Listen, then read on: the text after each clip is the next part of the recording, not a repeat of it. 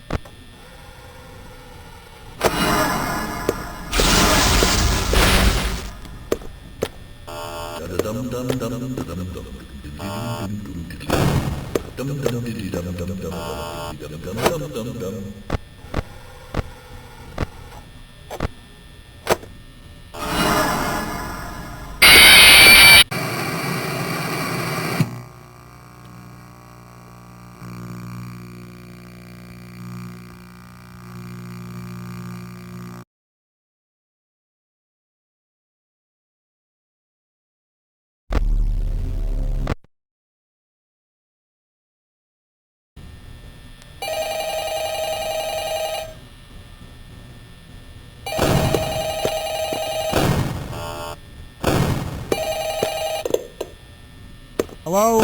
Hello, hello? I wanted to record a message for you to help you get settled in tonight.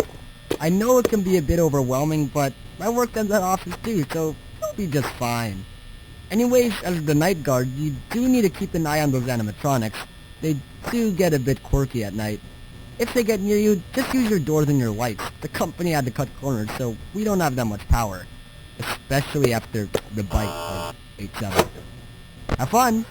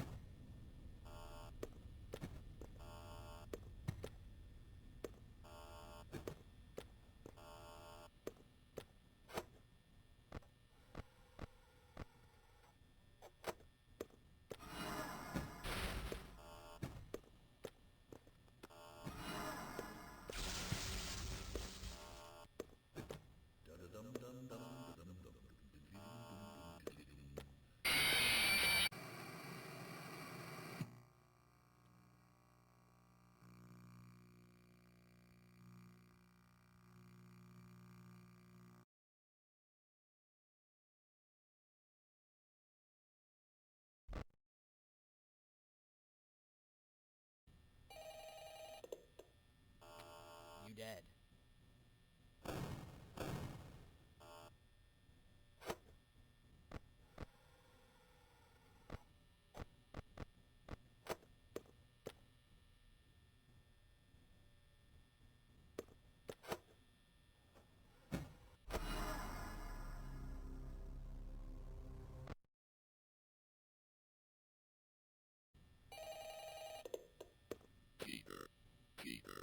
Peter.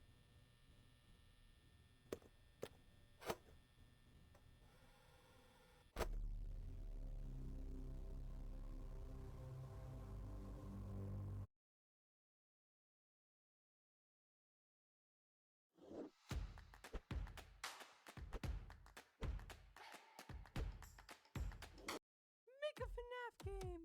I'm not gonna spend 3 months making a full fan game because of one comment. I mean, that's so. Or you can do that? Can you make FNAF 1 and 2D? FNAF 1 and 2D?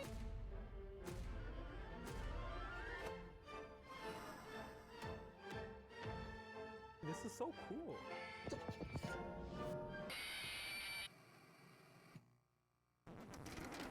Five Nights at Freddy's is one of the greatest horror games of all time, and in case you've been living under a rock, it's about a security guard defending against evil animatronics at Freddy Fazbear's Pizza. Freddy Fazbear's Pizza.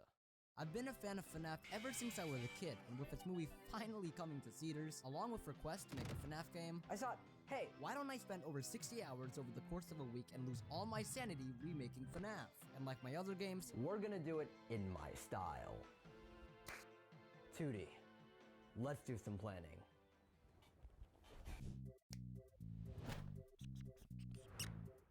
Every good journey starts with a square that eventually gets stretched out and turned into a floor and ceiling. this is where we can implement our first mechanic into the game, movement. What's neat about Five Nights at Freddy's is that its gameplay is similar to a PowerPoint. You just click a bunch of buttons. This makes it really easy to port to 2D since clicking buttons can work well on either dimension. So to challenge myself more and fit the 2D style better, we're gonna add platformer-like movement to the game to make it a little more different to 3D. Of course, we need a player to actually move, so I decided I'm just gonna use my player from Backrooms 2D. Oh, you don't know what Backrooms 2D is? It's just a little game I'm working on. Currently the 0th most wishlisted game on Steam, because it's not even on Steam, because frick you. Anyways, I imported my player sprite, coded up some player movement, and Attempt number 1. He's moving. Very slowly. Whoa! Whoa! Bro, he's moonwalking! maybe I should do a little more research. Anyways, Our player actually moved around our office, which is a W. so after renovating our office with a few textures, I started my first big feature. The doors. As you can tell by the placement art, the doors are gonna work like the ones you can see in FNAF 1. Stop Bonnie and Chica before they get in. So I added the buttons, made an animation, and coded its functionality. First try, baby, let's go. It turns out you can actually get crushed by the door, so I added a collider to not make that happen. And that takes us to the other part of the door, the lights. Now, lights in FNAF 1 work by revealing whoever's on the other side. to recreate this. I realized that we can use a peeking mechanic to temporarily expand our visibility. So I did some research. And it works, except it'll probably give me a migraine if I don't smooth it out. Arguably, the most important mechanic in FNAF is the monitor, which is how you see where the animatronics are. In the original, you swipe your mouse down to bring the monitor up, and while I could imitate that, I don't feel like that would use the 2D twist we gave to the game. So instead, I created a table, made a TV monitor, and made this sleek transition to focus on the screen. Now you can't have a monitor without a map that defines your cameras. So after looking at some reference images, I drew up a camera map,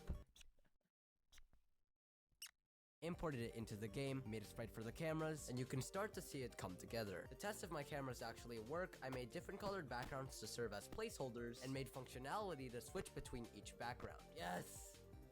Yes! With my newfound success, I added more cameras to my camera map and coded a better system, which completely broke my entire frickin' project, and added this green highlight, which matches the original game. Here it is in action. Now we have our player running around our office with working monitors and doors. But I feel like it's missing something. I just can't put my finger on it. Did I get you? Coding our animatronics means coding their AI, which can be broken down into a few parts. The first part we need to focus on is how they behave on the cameras, which goes something like this. Approximately every 4 or 5 seconds, the animatronics are allowed to do a movement opportunity.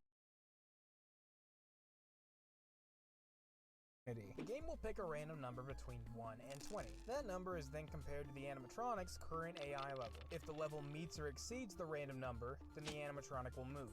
To make this easier to code, I added these placeholder icons so I can see the animatronic's position on the map. Nonetheless, this still took me a while, especially since I'm not that good at GVScript. But eventually, yes! Oh, baby! He's moving! He's a sh-movin'! The next segment of AI we need is when an animatronic is outside your door. In FNAF 1, a preview of said animatronic can be visible when you turn on your light. So I made Bonnie appear when she's right outside your door. And I know you're saying, It doesn't look like Bonnie, but if I draw some smiley face here, it's definitely Bonnie. in addition to this preview, if you don't close the door in time, you're gonna be met with a gruesome demise, which I'll just represent with text. Yes, jump scared. Applying this AI to Freddy is a little trickier since I want Freddy to come through both sides of your office rather than just one, causing me to add another dimension to my path array. But we got it eventually. I'm dead. Right now though, there's no way to stop Freddy from unaliving you. I could just add another door, but I wanted to borrow a well-loved mechanic from the franchise. Press the red button now to administer a controlled shock. Apparently, these things are used to electrocute the animatronics, so I drew a sprite, imported it into the game. Oh! And when Freddy appears in the hall, we shock him back. Looks like he went back here, but he just appeared again. We shock him back. Point is, the controlled shocks work. Yes! And what did I do to celebrate it? Add a light, because it felt dark in the office. This is the base game so far, and while it functions, if you squint really hard, you may notice that the animatronics are actually just squares. This realization marked the start of my 10-hour journey to bring my game to life. Art. The first thing to draw is the animatronics, so I got some reference images and used my partygoer sprite as a base to work off for my game Backrooms 2D. Oh, you don't know what Backrooms 2D is? It's just a little game I'm working on. Currently the Zero Most Wishless game on Steam. From here, I started adding the defining characteristics for each animatronic, first with their colors and then with their details. You got the beak for Chica, the hook for Foxy, the hat for Freddy, the teeth for Bonnie. Yo! What is that? What is that? All I want for Christmas is my 2 front teeth. What the frick? Anyways, here are the animatronics, and I'd say It doesn't look half bad. so I replaced my square with the animatronics, made a to-do list so it looks like I know what I'm doing, and showed the progress to my friends. I can move around. I can check my security cameras. That's crazy. You know what this is? It's a controlled shock, right? Like in the games, right? That's like the game. That's actually crazy. So with my newfound confidence, I started work on the most ambitious part of this project yet. On my camera map, I have 8 different cameras I need to draw scenes for. The first of which being the show stage. The show stage is where the animatronics give their performance, where fantasy and fun come to life. So I started with placing all the animatronics on this gray base, adding a checkerboard pattern in the background to really sell that pizzeria vibe. After adding a wooden platform to emphasize their animatronics, I filled my background, added some clouds, and extruded my checkerboard to give it a pseudo 3D kind of look. And after some final touches, I'm exhilarated to say, One done. Any more to go? exhilarated! Seriously though, I think this looks dope. Please let me out. I've been editing this video for 5 weeks now, please! I started with a lamp, cause that looks cool. And after adding a cabinet and doorway, decided that I need to fill this empty space with famous memorabilia from the franchise. And what better place to start than good old Fredbear? Oh, that is creepy. So I got my reference image and started painting a yellow blob. This isn't just any old blob though, this is a blob with shading and an ear. Hey, that actually looks kind of neat. Well, I think I'm just gonna add this purple over here. And although it took a few attempts, I think That's pretty good. next up is everyone's favorite blue box, #1 crate. Hey, what's another iconic animatronic? Let's do Circus Baby. That's Circus Baby, and then we'll do the puppet. Hey, that looks pretty good. We got our supply closet. Next, I think I'm gonna do the hall. Which just involves making a black box, copying my checkerboard, shading, and That's the hall done. next are the party rooms where I reuse my table sprite from my game Backrooms 2D and You don't know what Backrooms 2D is? It's just a little game, Add a poster and Juju approves. Ooh, that's clean, bro. What? Pirate Cove was a little trickier as I had to make different states of the curtains that Foxy could peek out of. I'm very happy with how this one turned out though, as I really think I nailed the atmosphere with the props I placed. Which leads to the hall, where I added boxes, posters, and Easter eggs like the crying child, which built a ton of atmosphere. After adding a checkerboard pattern to my floor and a subtle vignette, I imported it into my game. I'm excited to actually try this out, bro. 3, 2, 1. That's so sick. But if you look closely, our animatronics don't actually appear on the cameras, so I added sprites that I can toggle off and on to each of my cameras. Da-da-da-da-dum. And off the bat... Oh, Foxy. Always popping off. This might actually work, dude. But then I looked a little closer. You'll notice that the animatronics aren't disappearing when they move from this camera. So when she moves from 5B to 2B, she's not disappearing from 5B. Okay, a minor setback, but that should be a quick fix. What is the bug? I don't understand. How is it? Oh, please. Yes! Yes! Yes! Yes! I used this function when I should have used this function. Dude, that literally took me like 40 minutes to figure out. I love game development. We got freaking moving animatronics, bro. One thing I want to implement in the game is this hidden known feature called camera stalling, where if they use their movement opportunity but you're looking at them, the movement opportunity will always fail. I think that's one really good way to incentivize cameras. Look how slow Freddy's moving now, right? Looks like he fails his movement opportunity more often. Okay, camera stalling done. We need to add the vent to the main office, right? The what? Well, when I planned how this game was going to work, for some reason, I let Foxy attack through a vent in your office. So I made a vent sprite, put Foxy's head in it, added a button to repel Foxy, and... Yes, bro, it looks effing sick. I think the rest of the AI pretty much finished, which means I can move on to the UI. From our plan, we see that we have the current hour, power, and usage displayed in the ceiling, matching those found in the original game. So for each of these elements, I added text, icons, and... Infinite power, baby. Anyways, here's the UI in action. Nice. Good. After adding some fun little posters to remind you how innocent Freddy Fazbear's Pizza is, it was time to... Add some VHS filters now. In the original game, the cameras had this VHS effect to make it look real. So to replicate this, I first started off by 8-bit VHS effect. After some digging, I found out that what I needed was a shader, which are programs that are built specifically to modify graphics through dark magic. I'm pretty sure. And that's the problem. I'm not a wizard, and I have no idea how these things work. I tried getting around this by making a transparent video that overlays my camera, but Godot has pretty weak support for video. So this VHS effect is gonna have to wait. Oh, sorry, did I scare you there? Good, because it's time to make the jump scares, which looks a little like this.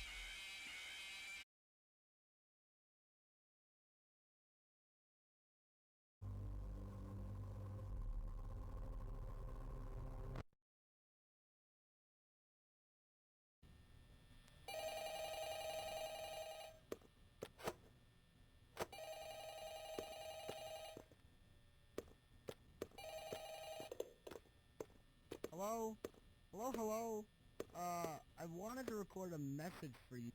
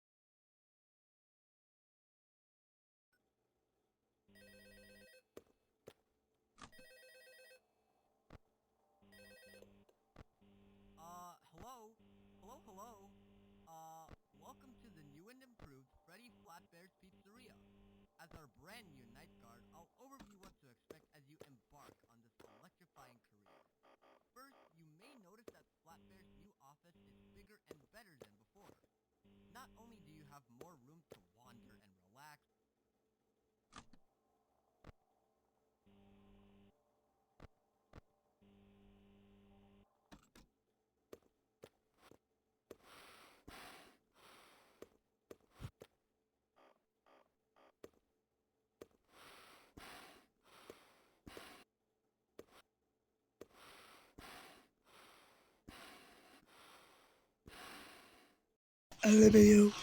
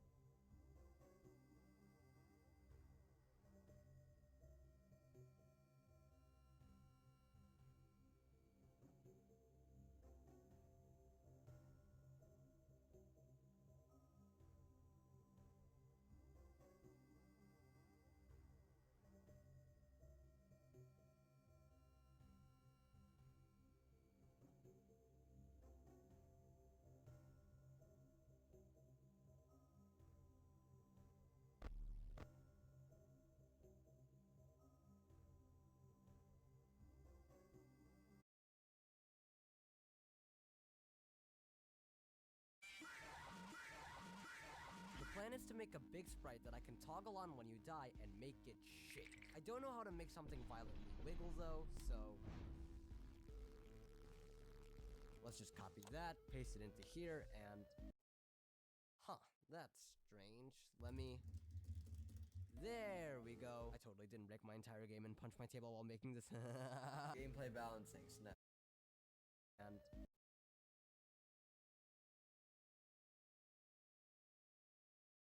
just throughout the night. So for example, 12 a.m., 1 a.m., 2 a.m., 6, 3 a.m.